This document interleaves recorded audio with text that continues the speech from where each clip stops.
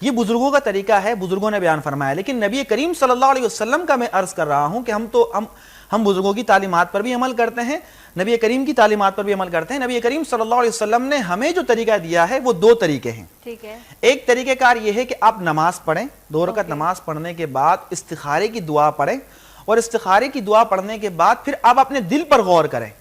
اچھا. کہ آپ کا دل کس کام کی طرف جا رہا ہے، کہ مجھے یہ کام کرنا چاہیے یا نہیں کرنا چاہیے. اگر آپ کا دل اس طرف جا رہا ہے کہ اس کام کو نہیں کرنا چاہیے تو پھر آپ نہ کریں، اور اگر اس طرف جا رہا ہے کہ کرنا چاہیے تو کریں. اچھا بسا اوقات ایسا ہوتا ہے کہ ہم استخارہ کریں گے تو ہمارا دل جواب نہیں آتا، تو استخارے کا طریقہ کار یہ ہے کہ کم سے کم 7 بار استخارہ کیا جائے. یا اتنا استخارہ کیا جائے کہ ہمارا دل کسی ایک بات پر جم جائے. اچھا، اگر ہم اسی طریقہ کار کی بات کریں، آپ نے کہا کہ 2 نفل پڑھنے کے بعد استخارے کی دعا پڑھی جاتی ہے. مفتی صاحب وہ ذرا پہلے آپ وہ طریقہ کار بیان کر دیں، پھر میں ذرا اس سے اگلے سوال کی طرف بڑھوں. دیکھیں 2 رکعت نماز پڑھی ہم نے جی استخارے کی نیت سے، کہ میں استخارے کی نیت سے نماز پڑھ رہا ہوں یا پڑھ رہی ہوں کہ یہ کام میرے لیے بہتر ہے یا نہیں. ٹھیک ہے. نماز پڑھنے کے بعد آپ بیٹھ گئے اور پھر آپ نے استخارے کی جو دعا بکس میں لکھی ہوتی ہے اس کو آپ نے پڑھ لیا. پھر آپ پڑھنے کے بعد اپنے دل پر غور کریں. ٹھیک ہے. اگر جواب آ جائے ٹھیک ہے، ورنہ آپ رات کو سو جائیں.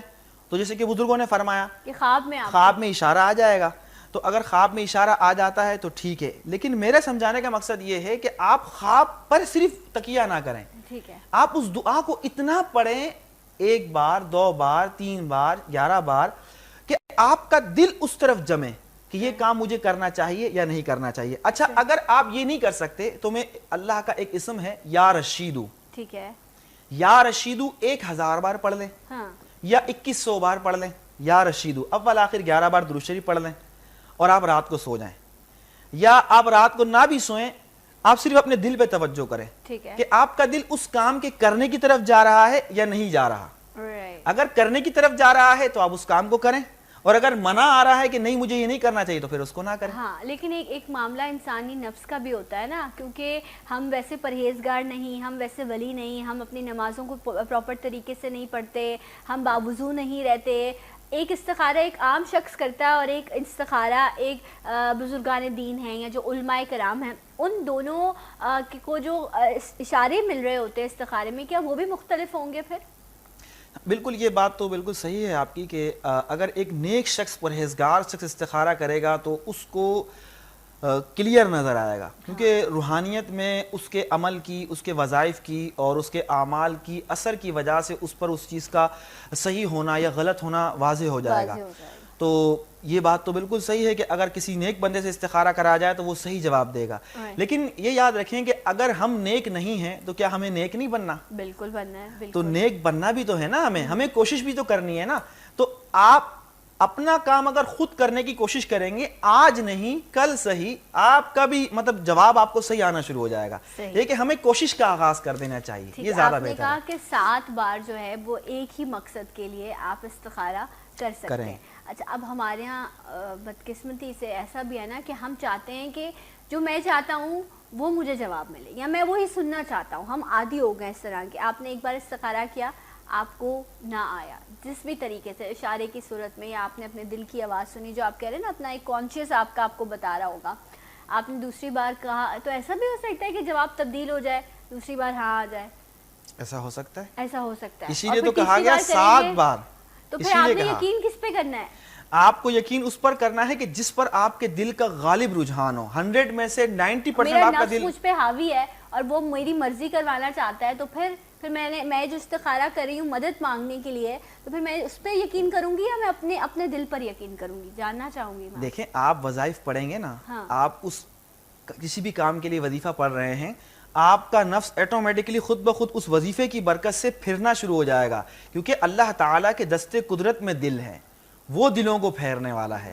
جب آپ اس وظیفے کو پڑھیں گے تو اس وظیفے کی تاثیر سے آپ کا دل خود پھرے گا اور صحیح راستے پہ آئے گا. ورنہ آپ خود, آپ کا ضمیر آپ کو ملامت کرے گا, نہیں یہ تو میں خود ضد کر رہا ہوں یا کر رہی ہوں کہ یہ کام اسی طرح ہونا چاہیے. اچھا ٹھیک ہے, چلے ایک اور طریقے سے اس پر بات کر لیتے ہیں. جیسے آپ نے کہا کہ یہ میں جاننے کے لیے, کیونکہ ہمارے استاد ہیں, ہماری تعلیم فرما رہے ہیں, تو جو آپ کے ذہنوں میں سوال ہے وہ بھی اس پر بھی اگر بات کریں کہ آپ نے ایک مقصد کے لیے 7 بار استخارہ کیا. آپ کو پتہ ہے کہ معاملہ ایسا ہے کہ میں اس میں کوئی رسک نہیں لے سکتا. آپ نے 7 بار استخارہ کیا, نہ 4 بار آ گئی اور 3 بار ہاں آ گئی, 4 3, ٹھیک ہے.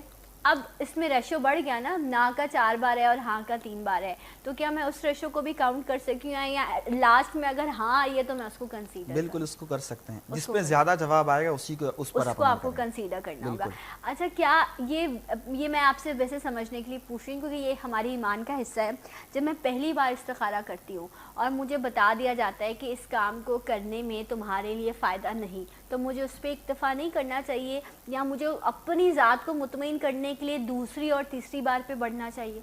دیکھیں, ہمارے نبی کریم صلی اللہ علیہ وسلم کی تعلیمات سے اور بزرگوں کی تعلیمات سے ہمیں جو استخارے کا طریقہ کار دیا گیا ہے وہ یہ دیا گیا ہے کہ آپ استخارہ اتنی کثرت کے ساتھ کریں کہ آپ کا دل مطمئن ہو جائے, اطمینان آ جائے. یعنی کہ آپ کو ایک بار جواب آیا تو اب اس پر اکتفا نہ کریں, آپ بار بار اللہ تعالیٰ سے دعا کریں. آپ کی دعا کی برکت سے ہو سکتا ہے کہ وہ کام آپ کے لیے شروع میں بہتر نہ ہو, لیکن اللہ تعالیٰ سے آپ بار بار مانگ رہے ہیں, اللہ تعالیٰ اس کو آپ کے لیے بہتر کر دے. وہ تو کن فیکون کا مالک ہے نا, مطلب وہ کسی چیز کو اگر کہے کن تو وہ ہو جاتی ہے. تو آپ کی دعا کی برکت سے اور بار بار طلب کرنے کی برکت سے, جیسے کہ میں نے شروع میں عرض کیا کہ اللہ تعالیٰ مانگنے کو پسند کرتا ہے. اگر یہ چیز ہم سمجھ جائیں نا تو ہم اللہ سے مانگتے ہی رہیں. اللہ اس بات کو بہت پسند کرتا ہے کہ اللہ سے جو مانگتا ہے, ہاتھ اٹھا کر دعا مانگتا ہے, جب ہم یوں کہیں کہ اے اللہ یہ تو اس خیر کو ظاہر کر دے, یہ کام میرے لیے بہتر ہے یا نہیں, ہم بار بار جب دعا کر رہے ہیں تو دعا خود عبادت ہے. تو اس کی برکت سے اللہ تعالیٰ ہو سکتا ہے کہ وہ کام پہلے برا تھا لیکن اللہ تعالیٰ اس کو بدل دے, بہتر کر دے, یہ ہو جاتا ہے. لیکن بہت اسٹرانگ بلیوز ہیں لوگوں کے اس بات پر کہ ایک بار, کیونکہ نارملی ایسا ہی ہوتا ہے کہ ایک بار آپ استخارہ کرواتے ہیں, یا یہ ہوتا ہے کہ آپ نے استخارہ مختلف لوگوں سے کروا لیا, ایک ہی شخص سے آپ بار بار نہیں کرواتے اپنی سیٹسفیکشن کے لیے. میں نے ایسا بھی دیکھا ہے کہ لوگ 2-3 الگ الگ لوگوں سے استخارے کرواتے ہیں اور پھر آپ کو الگ الگ جواب آ رہے ہوتے ہیں. لیکن آپ ایکسیپٹ کسے کرتے ہو؟ جو آپ کا اس وقت کانشیس یا جو آپ کا دل کہہ رہا ہوتا ہے. رشتوں کے معاملات میں استخارے بہت زیادہ کروائے جاتے ہیں, اور ایسے بھی لوگ ہیں کہ اگر بہت اچھا ظاہری طور پر کام بہت اچھا ہے, گھر بار بہت اچھا ہے, لیکن اگر استخارے میں نہ آ گیا تو وہ منع کر دیتے ہیں. وہ کہتے ہیں نہیں, جب اللہ کی طرف سے وہ لیا گیا, معاملات کیے گئے. نارملی مشورے کا لفظ استعمال کیا جاتا ہے, مفتی صاحب نے کہا نہیں, یہ لفظ استعمال نہیں کیا جاتا, اللہ کی رضا شامل کی جاتی ہے اپنے کام میں, تو اس لفظ کو بھی استعمال نہ کریں. سب اس حوالے سے بتائے گا جو میں نے سیناریو آپ کو بتایا.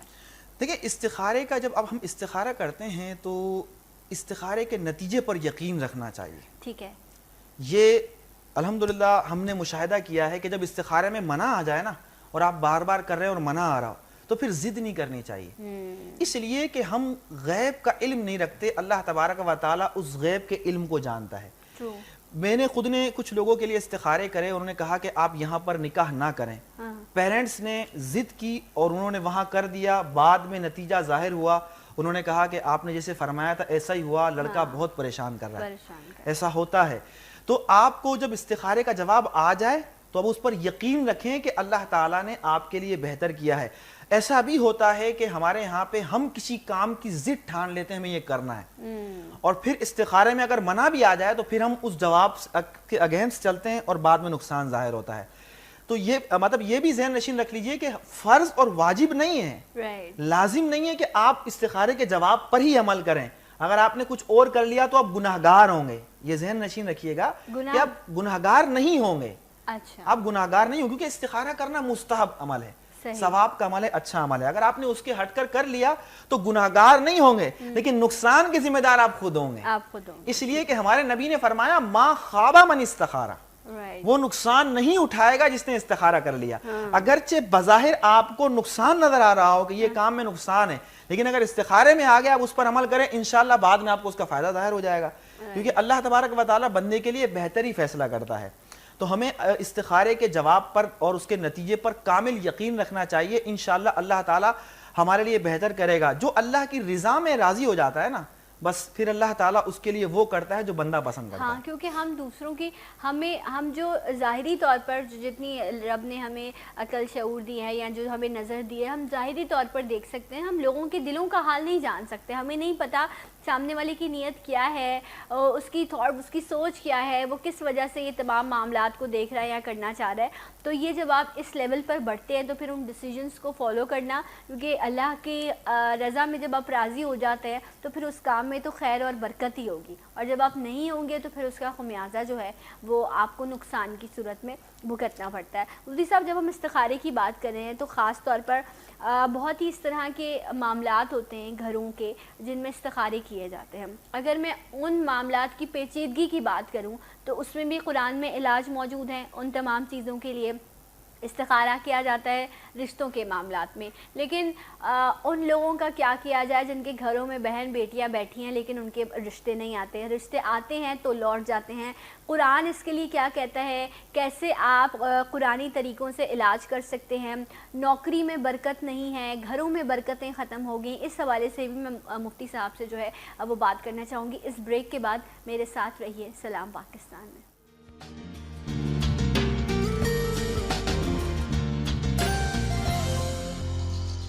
ایک بار پھر سے ناظرین آپ سب کو پروگرام میں خوش آمدید کہتے ہیں, اور بریک پہ جانے سے پہلے ہم استخارے کے حوالے سے بات کر رہے تھے. کافی تفصیلاً گفتگو رہی, لیکن جب آپ کسی چیز کی طرف بڑھتے ہیں تو پھر آپ استخارہ کرتے ہیں. لیکن جب مراحل ہی ایسے ہوں کہ کوئی چیز بن ہی نہ پا رہی ہو تو پھر اس سچویشن میں آپ کو کیا کرنا چاہیے. کچھ ایسے مسائل ہیں جو ہمارے گھروں میں, ہم اپنے معاشرے میں بہت زیادہ بڑھتے ہوئے دیکھ رہے ہیں. بے روزگاری بہت ہے, لوگ کام کی تلاش میں نکلتے ہیں, کام نہیں ملتا, بے روزگاری بڑھتی جا رہی ہے جس کی وجہ سے کرائم کی طرف لوگ چلے جاتے ہیں. رشتے نہیں ہوتے, رشتے آتے ہیں دیکھ کر جاتے ہیں, مفتی صاحب منع کر دیتے ہیں. پھر لوگوں کے ذہن میں یہ بات آتی ہے کہ شاید رشتہ باندھ دیا گیا ہے یا اس پر کوئی جادو ہے یا کوئی معاملات ہے. What ever the situation is, آپ مجھے بتائیں قرآن و احادیث کی روشنی میں ان چیزوں کو بہتر کرنے کے لیے یا ان معاملات کو ٹھیک کرنے کے لیے کیا علاج بتایا گیا ہے, کیا طریقہ بتایا گیا ہے. اگر میں پہلے رشتوں کی ہی بات کر لوں, اللہ تبارک و تعالیٰ نے قرآن مجید میں بڑا پیارے انداز میں بیان فرمایا, وَاسْتَعِینُوا بِالصَّبْرِ وَالصَّلَاةِ. بے شک یہ بہت پیارا جملہ ہے اور اس میں اللہ تعالیٰ نے تمام مسائل کا حل بیان کر دیا. نماز اور صبر سے مدد طلب کرو. نماز جو ہے یہ بہت بڑی مدد ہے ہر کام کے لیے. اگر رشتہ نہیں ہو رہا, کاروبار نہیں ہو رہا, کام نہیں ہے, بے روزگاری کو دور کرنا ہے, اپنے مسائل کو حل کرنا ہے, تو سب سے پہلے ہمیں نماز سے مدد لینی ہے, کیونکہ نماز سے مدد ہوتی ہے. نبی کریم صلی اللہ علیہ وسلم نے حضرت ابو ہریرہ رضی اللہ تعالیٰ عنہ کو فرمایا, اے ابو ہریرہ تم خود بھی نماز پڑھو اور اپنے گھر والوں کو بھی نماز کا حکم کہو, کہ اللہ تبارک و تعالیٰ تمہیں وہاں سے رزق دے گا جہاں سے تمہارا گمان نہیں ہوگا. کیونکہ جو نماز پڑھتا ہے تو نماز پڑھنے والے کے سارے کام بنتے ہیں. نماز ایک بہت بڑی مدد ہے. اس طریقے سے رزق کے حوالے سے اگر ہم جو ہے وہ اللہ کوئی ذکر کرنا چاہیں, پڑھنا چاہیں, تو میں عرض کروں گا کہ آیت کریمہ لا الہ الا انت سبحانک انی کنت من الظالمین, یہ کم از کم 41 مرتبہ عشاء کی نماز کے بعد پڑھی جائے اور اللہ تعالیٰ سے دعا کی جائے, اور ہر نماز کے بعد 11 مرتبہ پڑھ کے اللہ تعالیٰ سے جو ہے وہ رزق کے لیے دعا کی جائے, تو اس کی برکت سے رزق میں اضافہ ہوتا ہے. اسی طریقے سے اس کو جو 1.25 لاکھ مرتبہ پڑھا جاتا ہے وہ پھر کسی اور مقاصد کے لیے پڑھا جاتا ہے. 1.25 لاکھ مرتبہ بھی تو اس کا ختم کیا جاتا ہے. جی ہاں, بزرگوں سے مشائخ سے منقول ہے 1.25 لاکھ مرتبہ پڑھا جاتا ہے. یہ 2 طریقوں سے ہو سکتا ہے. اگر آپ منفرد اپنے لیے خود پڑھنا چاہ رہا ہے, کوئی پڑھنا چاہ رہا ہے, تو وہ خود بھی پڑھ سکتا ہے, روزانہ کا ایک مخصوص عدد فکس کر لے اور پھر کرتے کرتے اسے 1 مہینے میں, اسلامی مہینہ جو ہوتا ہے 1 مہینے میں یا 40 دن میں 41 دن میں اس 1.25 لاکھ کو ختم کر لے. یا پھر بہت سارے افراد بیٹھ جائیں اور بیٹھنے کے بعد جو ہے وہ آیت کریمہ کا ورد کریں, اس میں پھر بخور وغیرہ یا خوشبو وغیرہ اگربتی وغیرہ جلا لیں, پھر حسب توفیق جو ہے وہ شیرنی وغیرہ یا نیاز وغیرہ کا اہتمام کر لیں, تو اس کی برکت سے اس وظیفے کی تاثیر بڑھ جاتی ہے. اور یہ خیر و برکت کے لیے وظیفہ کیا جاتا ہے, یہ تمام مقاصد کے لیے کیا جاتا ہے, ہر مشکل کے حل کے لیے. کوئی بھی مشکل ہو, کیسی بھی مشکل ہو, اس کے لیے آیت کریمہ کو پڑھ سکتے ہیں. حضرت بابا فرید الدین گنج شکر رحمۃ اللہ علیہ فرماتے ہیں کہ آیت کریمہ لا الہ الا انت سبحانک انی کنت من الظالمین یہ ہر مشکل کا حل ہے، ہر غم کا علاج ہے، اور اس پر بہت سارے بزرگوں کے اقوال ہے آیت کریمہ پر، اور مشہور ہے دعائے یونس ہے۔ حضرت یونس علیہ السلام جو ہے مچھلی کے پیٹ میں تھے، آپ اندازہ کیجئے کہ مچھلی کے پیٹ سے زندہ سلامت باہر آنا ناممکن بات ہے۔ بے شک آپ نے وہاں یہ پڑھا، ایک تو سمندر کی گہرائی میں تھے، دوسرا مچھلی کے پیٹ میں تھے، جب آپ نے پڑھا یہ قرآن کے اندر یہ موجود ہے، آیت کریمہ آپ نے پڑھی تو اس کی برکت سے اللہ تعالیٰ نے آپ کو اس سے خلاصی عطا فرمائی۔ کیا بات ہے، تو ماشاءاللہ اگر ہم مشکلوں میں ہیں، گھروں میں برکتیں نہیں ہیں، بے برکتیاں ہیں، پریشانیاں ہیں، تو آپ کہہ رہے ہیں اس کا جو ہے آپ ہر نماز کے بعد بھی آپ آیت کریمہ پڑھ سکتے ہیں، اور اگر آپ ایک اس طرح کی بیٹھک لگائیں، سجائیں جس میں بہت سارے لوگ جمع ہوں، تو ایک ہی نشست میں اگر آپ 1.25 لاکھ مرتبہ پڑھ سکتے ہیں تو وہ بھی بہت مفید ثابت ہوگا۔ اچھا یہ یاد رکھیں کہ جب اس کو ہم پڑھنے لگیں تو اول آخر درود شریف پڑھ کے پڑھیں، اور 11 بار پڑھیں، جتنا پڑھیں اس میں درود شریف کو ہم اس کو ایڈ کریں۔ اور ایک بات اور وضاحت کر دوں گا، بسا اوقات ایک وسوسہ اور ایک خیال لوگوں کے ذہن میں آتا ہے وظیفے کے سننے کے فوراً بعد کہ کہیں میں پاگل نہ ہو جاؤں، کہیں میرا ذہن خراب نہ ہو جائے۔ ہمارے یہاں پہ لوگ یہ سمجھتے ہیں کہ ذکر کرنے کی وجہ سے یا زیادہ پڑھنے کی وجہ سے ہم پاگل ہو جائیں گے، ایسا نہیں ہوتا۔ اچھا وہ ہماری ایک معاملہ ہوتا ہے، اجازت کی بات آ جاتی ہے۔ ہاں، اب جیسے کہ ہم اجازت دے کر عرض کر رہے ہیں اور ایک طریقہ کار کے مطابق عرض کر رہے ہیں، اس طریقے سے آپ پڑھیں گے تو آپ پاگل نہیں ہوں گے۔ اللہ تعالیٰ کا ذکر تو کثرت سے کرنے کا حکم ہے۔ بالکل ایسا ہی۔ لوگ گناہوں کے اندر مبتلا ہیں، فلمیں دیکھتے ہیں، ڈرامے دیکھتے ہیں، وہ پاگل نہیں ہو رہے، تو اللہ کا ذکر کرنے والا کبھی پاگل ہوگا؟ تو اللہ کا ذکر کرنے والا کبھی پاگل نہیں ہوتا۔ آپ سچے یقین کے ساتھ، کیونکہ وظیفے میں اور دعا میں آپ کے یقین کا بڑا عمل دخل ہے، آپ سچے یقین اور اعتماد کامل کے ساتھ پڑھیں گے تو اللہ تبارک و تعالیٰ آپ کی بند گرہیں کھولے گا، آپ کی بندشیں کھولے گا، آپ کی رکاوٹیں ہٹائے گا، اور اللہ آپ کی وہاں سے مدد کرے گا جہاں سے آپ کا گمان نہیں ہوگا۔ صحیح، تو مطلب جب مشکلیں ہوں، پریشانیاں ہوں، بنسبت اس کی کہ ہم لوگوں کی طرف بھاگتے ہیں، ہمیں کوشش کرنی چاہیے ایک تو ہم پہلے جو ستون ہے جس کا ہمیں جواب دینا ہے کہ ہم اپنی نماز کی پابندی کریں، اور جس طرح مفتی صاحب نے بتایا کہ آیت کریمہ جو ہے یہ ایک بڑا ہی مفید اور کارآمد جو ہے یہ وظیفہ ہے، یہ دعا ہے جس سے آپ پڑھ سکتے ہیں اور آپ کی مشکلیں جو ہیں وہ آسان ہوں گی۔ ہم استخارے کے حوالے سے بات کر رہے تھے بریک پہ جانے سے پہلے، مفتی صاحب ایک کالر کا میسج ہے، وہ ہم سے جاننا چاہتے ہیں، جو مجھے کنوے کیا گئی ہے کہ وہ عربی سے جو ہے بہتر طریقے سے نہیں پڑھ سکتے، ان کو لگتا ہے کہ جب میں عربی پڑھوں گا تو مجھ سے شاید غلطی ہو جائے گی، تو وہ کہہ رہے ہیں کہ کیا میں استخارے کی دعا اردو میں کوئی ایسی دعا ہے جو میں پڑھ سکتا ہوں اور نیت ایسے ہی ہو کہ میں استخارے کی دعا پڑھ رہا ہوں؟ دیکھیں اس کے لیے ہم نے عرض کیا نا یا رشیدو، یا رشیدو اللہ کا نام ہے، وہ یا رشیدو پڑھ لیں۔ اگر وہ نہیں پڑھ سکتے تو اسے سیکھنا چاہیے، اس کو تو عربی میں ہی پڑھا جائے گا کیونکہ ہمارے نبی نے عربی میں تعلیم دی ہے وہ، ٹھیک ہے، تو یا رشیدو پڑھیں، اور یا رشیدو پڑھتے رہیں، 1000 مرتبہ پڑھ لیں یا 2100 مرتبہ پڑھ لیں، تو ان کے لیے یہ ایک لفظ کافی ہوگا۔ یا رشیدو تو پڑھ ہی سکتے ہیں، بالکل، اور دل میں آپ نیت کر لیں کہ میں جس کام کے لیے یہ پڑھ رہا ہوں اس میں بہتری ہے یا جو بھی معاملہ ہے وہ مجھ پر ظاہر ہو جائے یہ۔ لیکن مفتی صاحب نے پھر یہی کہا کہ جب آپ نماز کی پابندی کریں گے، آپ اپنے آپ کو بچانے کی کوشش کریں گے، آپ بہتر عمل کریں گے، تبھی یہ چیزیں بھی بہتر طریقے سے جو ہے وہ آپ پر ظاہر ہونے لگیں گی۔ آپ نے بے برکتی کی بات کی، خیر و برکت کے لیے آپ نے ایک بڑا ہی مفید جو ہے وہ وظیفہ بتایا۔ مفتی صاحب یہ بتائیں، ہم جو رشتوں کے حوالے سے بات کر رہے تھے، میں ایک بار پھر سے چاہوں گی کہ وہ بہن بیٹیاں، ایون کہ کچھ گھروں میں بیٹوں کے لیے بھی بڑے مسائل ہوتے ہیں کہ اچھی جاب ہے، ہر چیز ہے، لیکن شادی نہیں ہو پا رہی ہوتی، تو یہی کانسیپٹ جاتا ہے کہ شاید کوئی اور معاملہ ہے، کوئی روحانی معاملہ ہے،